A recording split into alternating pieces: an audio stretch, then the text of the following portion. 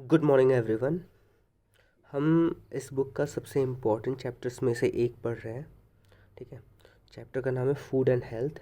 और अभी तक हमने जो जो पढ़ा हुआ है उसमें सबसे पहले कवर किया था हमने फूड। ठीक है, फूड एंड न्यूट्रिएंट्स, कौन से फूड से किस तरह के न्यूट्रिएंट्स मिलते हैं, किस तरह के न्यूट्रिएंट की कमी से कौन सी बीमारी हो सकती है, न्यूट्रिएंट्स हमारे लिए क्यों ज़रूरी हैं, ये सारा पढ़ा था। फिर उसके बाद हमने डाइजेस्टिव सिस्टम देखा था कि हमारे बॉडी में फूड डाइजेस्ट कैसे होता है, कौन कौन सा पार्ट किस तरह का रोल प्ले करता है, डाइजेशन कहाँ पे स्टार्ट होता है, कहाँ पे एंड होता है। ठीक है, ये सारी चीज़ें हमने डिटेल में पढ़ा था। फिर उसके बाद हमने ये भी पढ़ा था कि फूड कैसे खाया जाता है, इसके बारे में भी हमने आइडिया लगा था। अब अगला जो टॉपिक है ये ऑलमोस्ट हम एंड की तरफ आ रहे हैं और बहुत ही इंपॉर्टेंट चैप्टर है ये, आगे आने वाली क्लासेस में भी बहुत ज़्यादा इम्पॉर्टेंट रोल प्ले करेगा, तो आपको इसके साथ में कंटिन्यू करना है। ठीक है, तो अगला जो टॉपिक है उस टॉपिक का नाम है कुकिंग फूड। ठीक है, तो कुकिंग फूड में ये इंस्ट्रक्शन दिए हुआ है कि फूड को कैसे प्रिपेयर किया जाता है। हो सकता है अभी तक हम जिस तरह का फूड प्रिपेयर कर रहे थे उसमें कुछ तरीके सही हों, कुछ तरीके गलत हों, लेकिन इस पर्टिकुलर टॉपिक से हमें पता चलेगा कि एग्जैक्ट जो सही तरीका है वो क्या है फूड प्रिपेयर करने का या खाना पकाने का। तो इसमें कह रहा है some food stuff can be eaten raw while some need to be cooked. कुछ फूड आइटम्स ऐसे होते हैं जिनको हम कच्चा खा सकते हैं, और कुछ ऐसे भी फूड आइटम्स हैं जिनको हम कच्चा नहीं खा सकते हैं। जिनको हम कच्चा नहीं खा सकते हैं उनको पका के खाना पड़ता है। कुछ ऐसे भी फूड आइटम्स हैं जो पका के भी खा सकते हैं, कच्चा भी खा सकते हैं, तो उसको दोनों तरीके से भी खाया जाता है।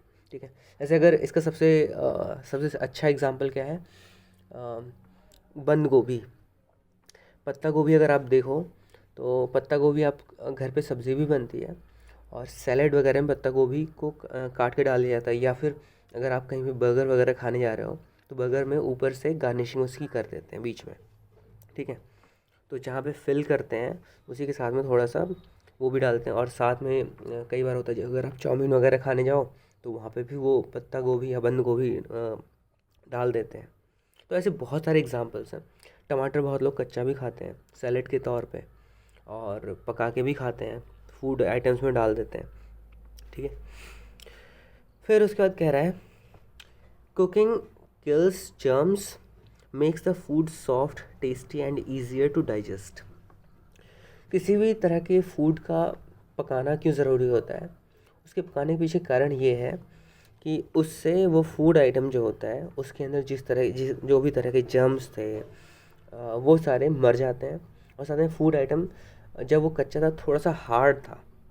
ठीक है, अगर उसको आप कच्चा खाते तो उसको डाइजेस्ट होने में थोड़ा ज़्यादा टाइम लगता, तो जब उसको पका दिया जाता है तो वो थोड़ा सॉफ्ट हो जाता है। सॉफ्ट हो जाने से क्या होता है कि वो उसको डाइजेस्ट करना थोड़ा सा ज़्यादा ईजी हो जाता है। ठीक है, तो रीज़न बीइंग कि हम फूड को प्रिपेयर करते हैं, पकाते हैं, कुक करते हैं, उसके पीछे कारण ये है कि उससे फूड सॉफ्ट हो जाता है and they become easier to digest. ठीक है, फिर उसका कुछ याद करने के लिए आपको बोल रहा है कि wash all raw food stuff well before eating so as to free them from dust and germs. तो सारे तरह के फूड आइटम्स को आपको धुलना है, कभी भी खाने से पहले आपको ज़रूर धुलना होता है। जैसे अगर फूड पकाने जा रहे हो आप तो पकाने से पहले उसको धुलना बहुत ज़्यादा ज़रूरी होता है। कोई भी पका हुआ फूड है उसको खाने से पहले अपने हाथ ज़रूर धुलना चाहिए। अभी जब से कोरोना वगैरह का समय आया है तब से इन सब चीज़ों पे ज़्यादा ज़ोर दिया जा रहा है कि आपको फूड आइटम्स को ज़रूर धुलना चाहिए, और अगर आप फूड आइटम्स खाने जा रहे हो तो अपने हाथ ज़रूर धुलना चाहिए, और खाने के बाद भी अपने हाथों को धुलना चाहिए। और हाथों को धुलने के पीछे भी एक इंस्ट्रक्शन आया हुआ कि कम से कम 20 सेकंड आपको हाथ धुलना चाहिए, और किस तरीके से हाथ धुलना चाहिए वो भी उसमें बताया गया है। ठीक है, तो अब आपको इससे समझ में आ गया होगा कि कितना ज़्यादा इंपॉर्टेंट है हाथ धुलना, या फिर जो भी फूड आइटम्स आप खाने जा रहे हो उसका धुलना। उसको धुलने से जर्म्स जो है वो धुल जाते हैं, उससे काफ़ी ज़्यादा चांसेस कम हो जाते हैं जर्म्स के आपके बॉडी में आने के। ठीक है, तो अगर आपके बॉडी में जर्म्स नहीं आएंगे तो वो जो है उससे आपको बीमारी नहीं होगी। बहुत सारी ऐसी बीमारियां होती हैं जो गंदगी से फैलती हैं, तो अगर आप अपनी आसपास सफाई रखो, अपने जो भी आप खा पी रहे हो उसमें भी, खाने पीने में भी बहुत ज़्यादा साफ़ सफाई रखो, तो आपको वो गंदगी से फैलने वाली बीमारियां जो होती हैं वो तो आपको नहीं होगा, वो आपको छू भी नहीं सकता। ठीक है, तो यही कुछ रीज़न्स हैं, ये कुछ रूल्स हैं, इनको फॉलो करना बहुत ज़्यादा ज़रूरी होता है। अगला रूल कह रहा है, do not throw away water in which pulses or grams are soaked as it contains vitamins. Use this water while cooking. क्या करते हैं लोग कि पहली बार तो दाल वगैरह धुल दिया तो उसमें से थोड़ा सा ऐसा लगता है कि गंदगी सा कुछ है। ठीक है, तो चलो एक बार तो दाल धुल दिया तो उसमें जो भी गंदगी होती, डस्ट पार्टिकल्स होते हैं वो धुल जाते हैं। लेकिन फिर दोबारा जब दाल धुलते हैं उसके नीचे जो पानी होता है वो थोड़ा सा दूधिया कलर का हो जाता है। ठीक है, तो उस पानी को फेंकने की जगह उस पानी को जनरली लोग फेंक देते हैं और उसके बाद एक फ्रेश पानी यूज़ करते हैं जिसको दाल में डालते हैं। तो उसकी जगह पे क्या करना है कि जो दाल को दोबारा धुला गया था उसमें जो पानी बचा हुआ था उस पानी को रख लेना है और फ्रेश वाटर की जगह पे उस पानी का यूज़ करना है, क्योंकि उस पानी में एक तो वाइटामिन है, जो भी दाल में वाइटामिन थी वो सारी पानी में घुल गई थी। तो उसको जो है फेंके नहीं, और इससे क्या होगा, दो फ़ायदा है। एक तो सारे के सारे विटामिन आपको मिल रहे हैं और दूसरा जो है पानी की बर्बादी नहीं हो रही है, पानी आप एक तरीके से सेव कर रहे हो। वो कहा गया ना, बूंद बूंद से घड़ा भरता है। अगर सभी लोग इतना जिम्मेदारी अगर निभाने लगें, सभी लोग इस चीज़ को समझने लगें, तो पानी की अभी से बहुत अच्छी बचत हो सकती है। क्योंकि हमें पता है कि एक टाइम ऐसा हो सकता है कि पानी की बहुत ज़्यादा कमी हो जाए, तो वो जो है उस आगे फ्यूचर में कभी किसी ज़माने में अगर होगा पानी की कमी, उससे बचाने के लिए अपने आप को अभी से प्रिपेयर करना होगा। ठीक है, तो ये दो फ़ायदे हैं कि दाल को धुलने के बाद जो दोबारा हम दाल धुलते हैं तो उसमें जो पानी नीचे रहता है उस पानी को फेंके नहीं, उसको वापस से यूटिलाइज़ कर लिया करें। ठीक है, आगे बढ़ते हैं। Wash fruits and vegetables before they are cut. Fruits और वेजिटेबल्स को तो हमेशा ही काटने से पहले उसको धुलना होता है, प्रॉपर्ली धुलना होता है। बहुत सारे ऐसे लोग होते हैं जो प्याज को सोचते हैं कि प्याज तो ऊपर से अच्छे से प्रोटेक्टेड है ऊपर वाले कवरिंग से, तो उसको नहीं धुलते हैं। तो वो एक गलत चीज़ होता है, उसको धुलना बहुत ज़रूरी होता है। हो सकता है कि उसका जो ऊपर का छिलका है उसको निकाल के फिर उसका धुले, वो भी चलेगा, लेकिन प्याज को धुलना बहुत ज़्यादा ज़रूरी होता है। प्याज का कोई भी तरह का फूड आइटम हो, चाहे वो रॉ खाने के लिए हो या फिर पका के खाने के लिए हो, ये सारे तरह के फूड आइटम्स का धुलना बहुत ही ज़्यादा ज़रूरी है। They lose their nutrients if washed after cutting. तो काटने के बाद क्यों नहीं धुलना है? काटने के बाद आप धुलोगे तो उसमें जो न्यूट्रिएंट्स कंटेंट्स होते हैं वो सारे के सारे ख़त्म हो जाएंगे। ठीक है, तो उससे प्रिवेंट करने के लिए तो अब आपको ये भी समझ में आ गया होगा कि प्याज को काटने से पहले धुलना है या धुलने से पहले काटना है। तो आप ऐसा कर सकते हो कि उसका छिलका निकाल लिया, फिर धुल लिया, फिर उसके बाद काट लिया, ऐसा हो सकता है। उससे न्यूट्रिएंट कंटेंट्स नहीं निकलेंगे और जो भी उसके अंदर न्यूट्रिएंट्स होते हैं वो सारे के सारे आपके बॉडी में जाएंगे। ठीक है, for boiling take just enough water so that the water which has absorbed nutrients from the food is not thrown away. तो क्या कह रहा है कि for boiling take just enough water so that water which has absorb nutrients from the food is not thrown away. तो बस इतना ही हमें पानी यूज़ करना है जितना हमारे लिए सफिशिएंट हो, कि हमें वाटर जो पानी है वो एक्स्ट्रा पानी फेंकना ना पड़े।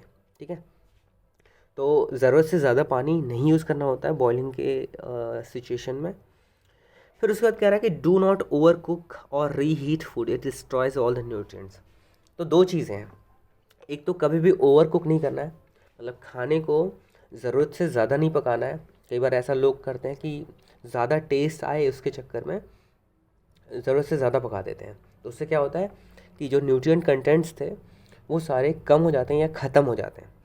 अब बहुत सारे लोग ऐसा करते हैं, जनरली लोग ऐसा करते हैं कि खाना पकाया और जो खाना बचे उसको फ्रिज में रख दिया, फिर दोबारा खाना हुआ तो फ्रिज से निकाल के वापस से उसको गर्म करके खा रहे हैं। तो वो तो उससे गलत चीज़ तो कुछ हो ही नहीं सकता। अगर आपको वापस खाना हो फ्रिज में रखने के बाद तो आप वैसे ही ठंडा ही खा लो, वो चलेगा। लेकिन अगर आप गर्म करके खाओगे तो उससे आपको सिर्फ टेस्ट मिलेगा, आपको उससे कुछ भी तरह का न्यूट्रिएंट नहीं मिलेगा। ठीक है, तो इन सब चीज़ों का याद रखना है आपको। फिर उसके बाद कहता है food can be cooked in different ways. Food को कई तरीके से पकाया जाता है। एक तो स्टीम किया जाता है, ठीक है, स्टीम मतलब भाप में पकाना। फ्राई किया जाता है, फ्राई मतलब तेल में पकाना। रोस्ट किया जाता है, रोस्ट को अवन में जो है बहुत ज़्यादा हीट में, बहुत ज़्यादा टेम्परेचर में पकाना होता है, ठीक है। फिर बॉयल किया जाता है, पानी में बॉयल किया जाता है। फिर बेक किया जाता है, बेकिंग भी जो है एक तरीके से टेम्परेचर आसपास का होता है, उसी पे जो है बेक किया जाता है। मतलब बहुत ज़्यादा टेम्परेचर में ये प्रोसेस होता है baking of baking of any type of food, ठीक है। तो इडलीज़ को जो है स्टीम किया जा सकता है, पूड़ी को फ्राई किया जाता है, मीट को रोस्ट किया जाता है। मीट को कई तरह से पका के खा सकते हैं। एग्स को बॉयल किया जाता है और केक्स को बेक किया जाता है, ठीक है। तो आई होप यहाँ तक सारा कुछ आपको क्लियर हो गया होगा। फिर आता है फूड प्रिजर्वेशन।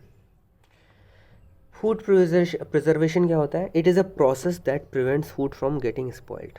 एक ऐसा प्रोसेस है जिससे खाना बर्बाद नहीं होता है, डिस्ट्रॉय नहीं होता है, काफ़ी समय तक ये चल जाता है। If we keep food for a long time it rots. अगर हम खाने को बहुत ज़्यादा देर तक रखें तो इसमें फफूंदें लगने लगती हैं, खाना ख़राब हो जाता है, ठीक है। Germs start to grow in it. तो जर्म्स इसमें इकट्ठा होने लगते हैं, बड़े होने लगते हैं। We get sick if we eat such food. अगर इस तरह का फूड अगर हम खाएं, बासी खाना अगर हम खाएं तो उससे हमें बीमारी हो सकती है। Germs need warmth, water and air to grow. Germs इसमें आ कैसे रहें? एक तो खाने के अंदर जो भी न्यूट्रिएंट्स हैं वो थोड़ा सा उनको गर्मी प्रदान करता है, और साथ में उसमें हमने पानी डाला ही था, खाना जो भी प्रिपेयर किया था तो पानी वहाँ से मिल गया, वार्मथ मिल गया, और एयर तो सराउंडिंग से मिल ही रहा है। तो ये तीनों कंडीशंस यहाँ पे सेटिस्फाई होती है जर्म्स के ग्रो करने के लिए, इसलिए वहाँ पे जर्म्स इकट्ठा होते हैं और ग्रो करते हैं। To prevent food from getting spoiled it can be preserve to last longer. Food को ख़राब होने से बचाने के लिए इसको प्रिजर्व किया जाता है ताकि ये ज़्यादा लंबे समय तक टिका रह सके। Food can be preserve in many ways. कई तरह से फूड को प्रिजर्व किया जा सकता है। Like boiling milk.